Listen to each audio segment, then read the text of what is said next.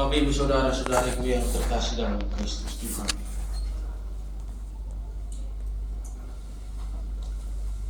Perkenalkan, saya Romo Roli. Saya dari Flores, Maumere. Sebagian besar proses pembinaan saya sebagai seorang imam sebagai seorang calon imam terjadi di Flores, dan seminari menengah saya yang setingkat SMP, SMA itu seminarinya itu ada di Lembah Hokeng. Kalau kemarin yang mungkin sempat dapat ini permintaan donasi bagi gunung yang meletus di Flores Timur lewat Tobi itu. Nah, seminari kami itu persis di bawahnya, di bawah kaki. Sedikit gambaran tentang seminari, lokasi seminari itu dia berada di lembah yang namanya Hokeng. Kami itu dipisahkan dengan gunung itu tuh hanya oleh bukit saja. Tidak terlalu jauh kami jaraknya. Sehingga kalau itu berdampak besar bagi seminari karena lontaran-lontaran batu dan yang lainnya. Seminari itu berada di tengah-tengah yang dikelilingi oleh hutan kopi dan di pinggiran jalan Trans Flores. Di belakang seminari itu ada kebun coklat, dan di belakang kebun coklat baru ada pemukiman penduduk desa. Ada sebuah desa di belakangnya. Seminari itu jauh ke kota kabupaten, ibu kota, jauh ke Larantuka di Flores Timur, jauh juga ke Maumere di Sika. Jadi kami itu memang jauh, semua akses kami tidak dapat, kami benar-benar ada di tengah itu. Sehingga kalau mau lagi bersenang-senang atau lagi mau belanja, kami tinggal ke belakang saja, ke belakang kampung itu, melewati kebun-kebun coklat itu. Kami itu diberi kesempatan untuk keluar, namanya Minggu Pesiar. Sebulan itu 2 kali.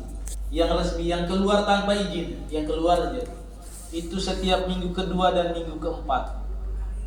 Selain daripada itu, kalau mau keluar entah untuk kebutuhan atau hal yang lain, itu meminta izin kepada pembina dari setiap kelas. Kalau sudah sangat mendesak dan tidak mendapat izin, jalan satu-satunya yang membolos bagi yang berani. Tetapi seminari itu isinya anak laki-laki cowok semua, umur yang setingkat SMA kelas 1 dan SMA kelas 3. Kita bisa bayangkan betapa ribunya itu, ribu di masa-masanya. Selalu ada dorongan untuk keluar. Ketika kita ada di masa itu, kemudian kebebasan kita itu benar-benar dibatasi. Kadang-kadang merontak. Dan kemudian jalan satu-satunya itu membolos. Tapi bolos bukan sekedar bolos. Keahlian dari setiap orang yang membolos itu rata-rata punya kepekaan untuk mendengar. Dari setiap hari itu, para seminaris yang mau pergi membolos itu biasa membolos. Mereka itu terbiasa untuk mengasah pendengaran mereka dengan ini bunyi mesin dari motor para pembina. Jadi setiap pagi kan para pembina itu biasanya motor-motornya tuh diparkir di lorong-lorong, terus kami makan di kamar makan situ. Setiap pagi mereka akan panaskan motornya sambil makan, orang-orang sambil mendengarkan bunyi mesin itu. Setiap bunyi mesin kan selalu berbeda karena tarikan gas setiap orang pun berbeda. Pendengaran itu biasa, ini motor siapa, ini motor siapa, ini motor siapa. Sehingga kalau membolos keluar dari kebun coklat itu ke arah kampung itu, mata itu dipakai, juga telinga itu benar-benar dipakai. Karena resiko dari membolos itu pasti keluar, karena hanya 2 hal yang buat siswa seminari keluar, nilai di bawah 6 atau 7, juga ini kelakuan buruk, dan salah satunya itu membolos. Sehingga ketika orang membolos, kita matanya sementara terlihat. Kalau mata sudah jangkauan mata terbatas, bunyi mesin motor itu tuh akan sangat didengarkan oleh siswa seminar. Kalau dengar bunyi motor Romo ini, kita masuk ke dalam kampung atau kembali ke dalam kebun coklat.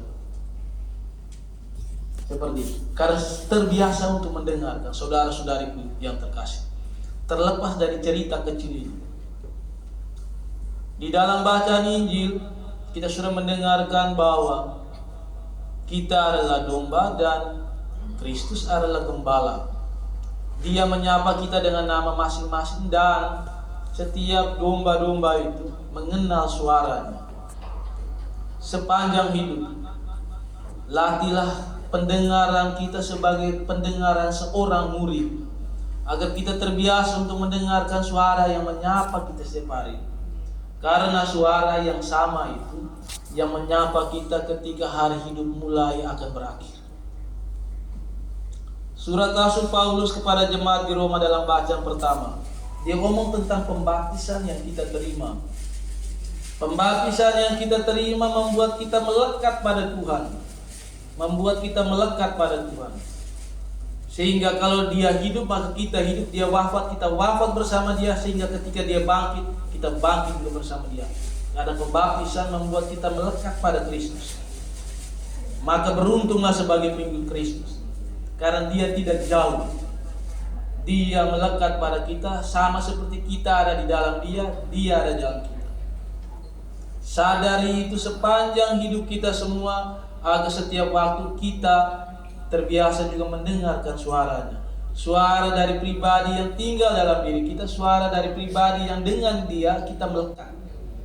Supaya kelak pada waktu ketika hari hidup kita akan berakhir dan suara yang sama yang menyapa itu, kita tahu bahwa pribadi yang dengannya oleh karena pembaptisan yang kita terima kita melekat, pribadi yang sama itu yang akan menuntun kita menuju rumah Bapa di surga.